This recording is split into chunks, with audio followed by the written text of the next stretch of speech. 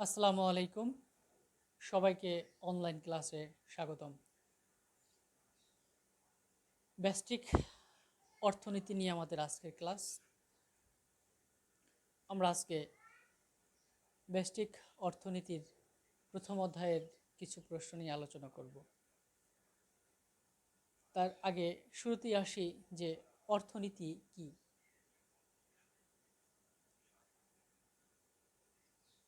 অর্থনীতি হলো এমন একটি বিজ্ঞান যা মানুষের অসীম অভাব এবং বিকল্প ব্যবহারযোগ্য সীমিত সম্পদের মধ্যে সমন্বয় করে মানবীয় আচরণকে বিশ্লেষণ করে।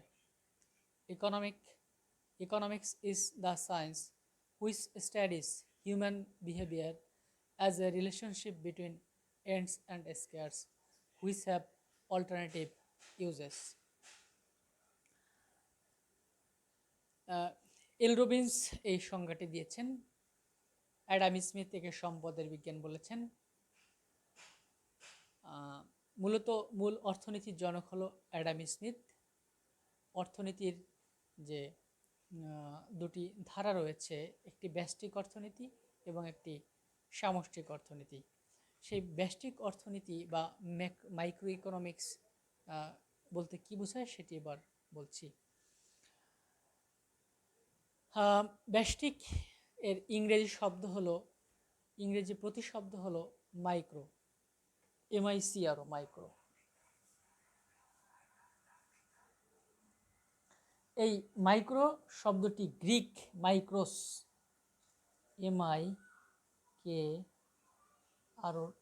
MIKROS, মাইক্রোস থেকে এসেছে, যার অর্থ হলো ক্ষুদ্র। ক্ষুদ্র। তো ব্যষ্টিক অর্থনীতি হলো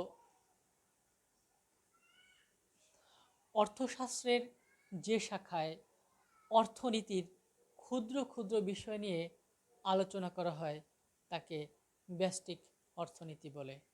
যেমন কোনো ব্যক্তি বা পরিবারের আয়, ব্যয়, ভোগ, বিনিয়োগ, চাহিদা, যোগান এই প্রভৃতি বিষয় নিয়ে যখন ছোট পরিসরে আলোচনা করা হয় তখন সেটি ব্যষ্টিক অর্থনীতি।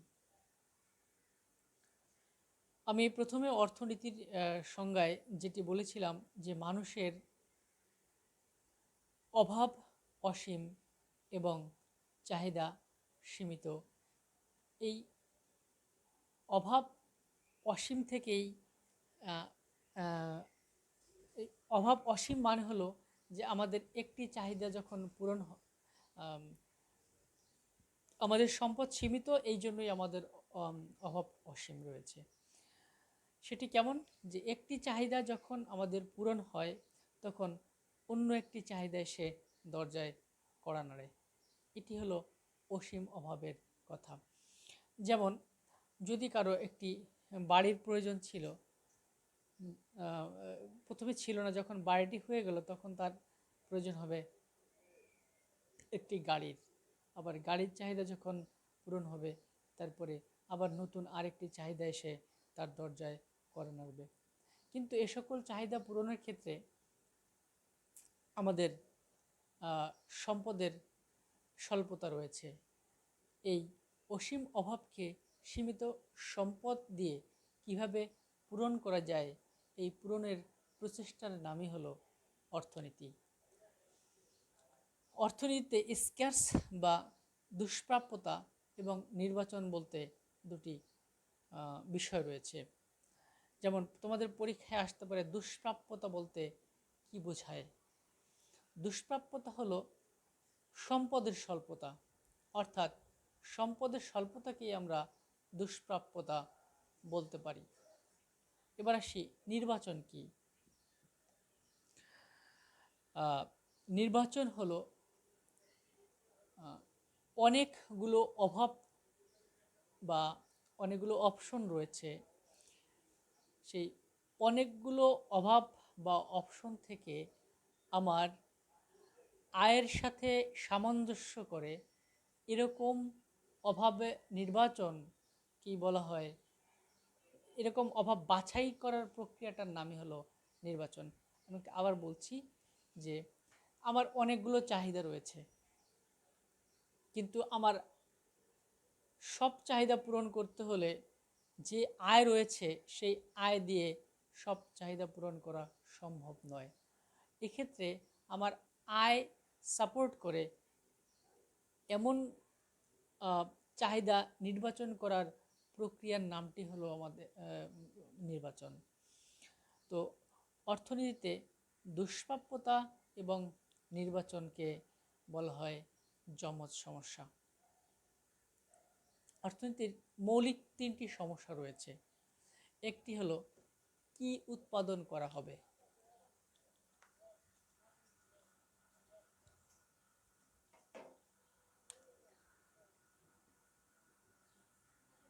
কি উৎপাদন করা হবে, ইংরেজিতে বলে হোয়াট টু প্রডিউস। 2 নম্বর সমস্যাটি হলো কিভাবে উৎপাদন করা হবে, কিভাবে উৎপাদন করা হবে, হাউ টু প্রডিউস। 3 নম্বর হলো কার জন্য উৎপাদন করা হবে, কার জন্য উৎপাদন করা হবে, ফর হুম টু প্রডিউস। তো অর্থনীতির এই তিনটি সমস্যাকে মৌলিক সমস্যা বলা হয়। আর আগে যেটি বলেছিলাম দুষ্প্রাপ্যতা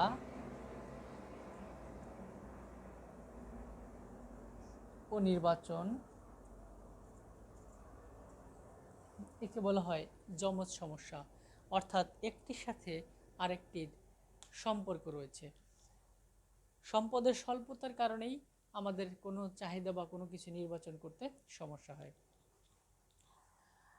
তো এবার আসি যে কি উৎপাদন করা হবে, কিভাবে উৎপাদন করা হবে এবং কার জন্য উৎপাদন করা হবে, এই তিনটি প্রশ্নের সমাধান কি?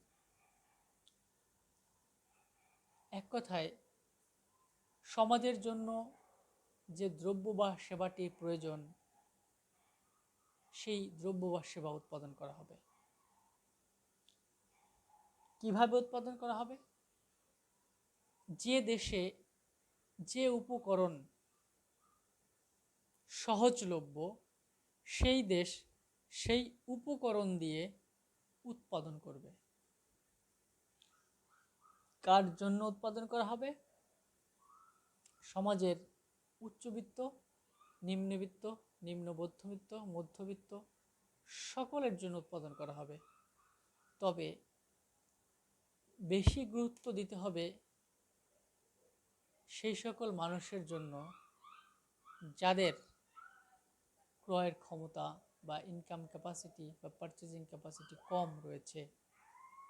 আমরা সমাজের সবার জন্যই সহনীয় পর্যায়ে বা সহনীয় দাম দিয়ে উৎপাদন করার চেষ্টা করব। অর্থাৎ যেমন চালের কথা বলি, আমি বাংলাদেশের ক্ষেত্রে বলতে পারি যে বাংলাদেশের সবাই কিন্তু 70 টাকা কেজির নাজিরশার চাল খেতে পারে না। অর্থাৎ নাজিরশার চাল উৎপাদন করতে হবে, আবার মোটা চাল উৎপাদন করতে হবে, যাতে সমাজের প্রত্যেকেই সমানভাবে দ্রব্য বা সেবাটি কী করতে পারে, গ্রহণ করতে পারে। অর্থাৎ ওই দ্রব্য বা সেবা গ্রহণের সামর্থ্য অনুযায়ী যেন সমাজের সবাই সেটি কিনতে পারে। আর এখানেই হলো অর্থনীতির সার্থকতা। তাহলে আমরা যে বিষয়গুলো নিয়ে আলোচনা করছি, মৌলিক অর্থনৈতিক সমস্যা এবং আরেকটি যমজ সমস্যা। এবারে আসি, একটি প্রশ্ন আসতে পারে যে অর্থনীতিতে কতগুলো অর্থ ব্যবস্থা রয়েছে। যেমন যে অবস্থার মধ্য দিয়ে বা যে সিস্টেমের মধ্য দিয়ে একটি দেশের অর্থনীতি পরিচালিত হয় ওই সিস্টেম বা অবস্থাকে বলা হয় অর্থনৈতিক অবস্থা। পৃথিবীতে 4 ধরনের অর্থ ব্যবস্থা রয়েছে। একটি হলো ধনতান্ত্রিক অর্থ ব্যবস্থা, অপরটি হলো সমাজতান্ত্রিক বা নির্দেশমূলক অর্থ ব্যবস্থা, 3 নাম্বারটি হলো মিশ্র অর্থব্যবস্থা এবং 4 নাম্বারটির নাম হলো ইসলামী অর্থব্যবস্থা। আমি শুরুতেই বলে নেই, বাংলাদেশ একটি মিশ্র অর্থনীতির দেশ। মিশ্র অর্থনীতির দেশ কারণ এখানে ধনতন্ত্র রয়েছে, কমান্ড ইকোনমি বা নির্দেশমূলক অর্থব্যবস্থা বা সমাজতন্ত্র রয়েছে এবং ইসলামী অর্থব্যবস্থারও কিছু প্রয়োগ এই আমাদের দেশে রয়েছে। ব্যষ্টিক অর্থনীতিতে যে বিষয়গুলো খুবই প্রয়োজনীয়, বিশেষ করে যেগুলো না জানলেই নয়, সেগুলোর মধ্যে হলো উৎপাদনের উপকরণ। যে আমরা যে উৎপাদন করি সেগুলো কি দিয়ে করি? উৎপাদনের জন্য যে সকল উপকরণ দরকার হয় তাকে বলা হয় উৎপাদনের উপকরণ। এই উৎপাদনের উপকরণ আবার কে আমরা দুভাগে ভাগ করতে পারি, একটি হলো স্থির উপকরণ আর একটি হলো পরিবর্তনশীল উপকরণ। এই দুই উপকরণ মিলেই হলো মোট উৎপাদনের উপকরণ। তো প্রথমে আসি যে উৎপাদনের উপকরণ কয়টি। মূলত উৎপাদনের উপকরণ মূলত 4টি। একটি হলো ভূমি, অপরটি শ্রম, 3 নম্বরটি মূলধন এবং 4 নম্বরটি হলো সংগঠন। অর্থাৎ ভূমি, শ্রম, মূলধন এবং সংগঠন, এই 4টি হলো উৎপাদনের উপকরণ। ভূমি,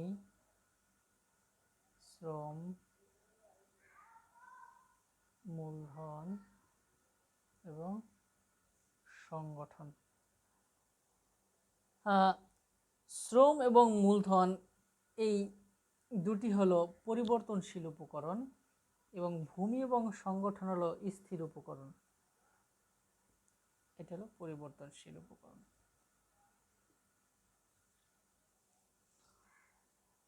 তো উৎপাদনের ক্ষেত্রে মূলত আমরা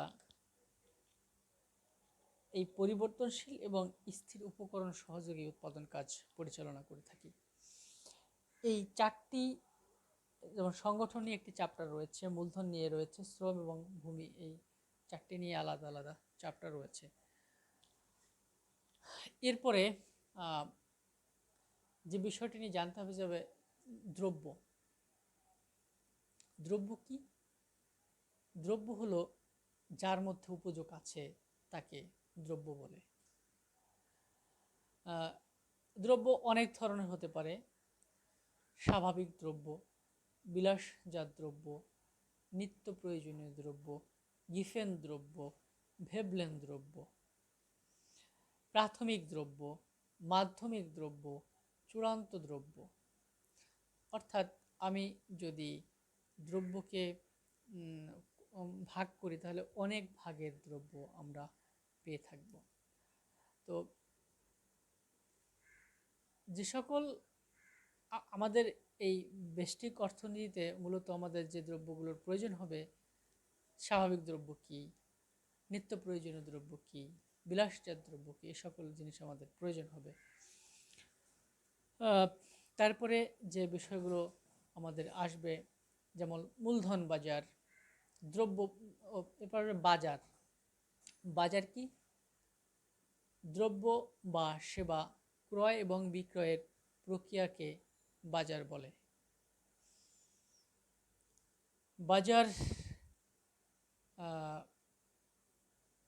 কে না অনেক ভাগে ভাগ করা যায়।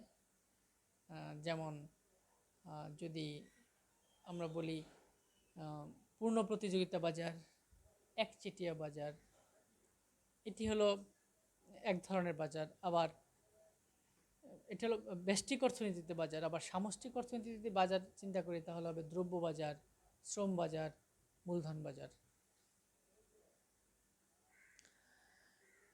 তো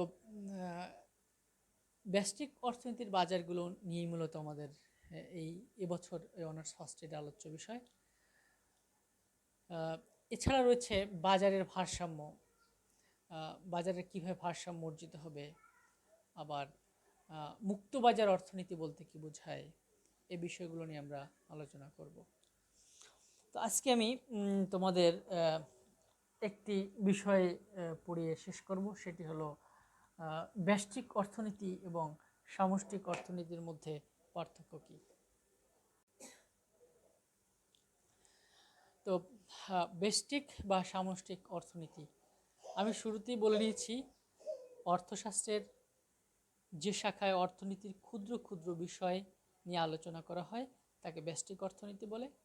আর সামষ্টিক অর্থনীতি হলো অর্থশাস্ত্রের যে শাখায় অর্থনীতির সামগ্রিক বিষয় নিয়ে আলোচনা করা হয় তাকে সামষ্টিক অর্থনীতি বলে। দুটি পার্থক্য বলে শেষ করব। একটি হলো যে ব্যষ্টিক অর্থনীতির মাধ্যমে একটি পরিবার বা একটি ফার্মের অর্থনীতি সম্পর্কে জানা যায়, আর সামষ্টিক অর্থনীতির মাধ্যমে একটি দেশ তথা সমগ্র বিশ্বের অর্থনীতি সম্পর্কে ধারণা পাওয়া যায়। ব্যষ্টিক অর্থনীতির মাধ্যমে একটি ফার্মের উৎপাদন সম্পর্কে ধারণা পাওয়া যায় বা আয় সম্পর্কে ধারণা পাওয়া যায়, আর সামষ্টিক অর্থনীতির মাধ্যমে একটি দেশের উৎপাদন এবং একটি দেশের আয় সম্পর্কে ধারণা পাওয়া যায়। এরপরে ব্যষ্টিক অর্থনীতি আংশিক বাজার ভারসাম্য বিশ্লেষণ করে, সামষ্টিক অর্থনীতি সামগ্রিক বাজার ভারসাম্য বিশ্লেষণ করে থাকে। ব্যষ্টিক অর্থনীতিতে চাহিদাকে চাহিদা বলা হয়, আর সামষ্টিক অর্থনীতিতে চাহিদাকে সামগ্রিক চাহিদা বলা হয়ে থাকে। এখানে ব্যক্তি বা পরিবারের চাহিদা নিয়ে আলোচনা করা হয় ব্যষ্টিক অর্থনীতিতে, আর সামষ্টিক অর্থনীতিতে সামগ্রিক চাহিদা নিয়ে আলোচনা করা হয় বা একটি দেশের চাহিদা নিয়ে আলোচনা করা হয়। আজ আর নয়, আগামী ক্লাসে অন্য আরও নতুন নতুন বিষয় নিয়ে তোমাদের সাথে হাজির হব। সবাই সুস্থ থেকো, ভালো থেকো।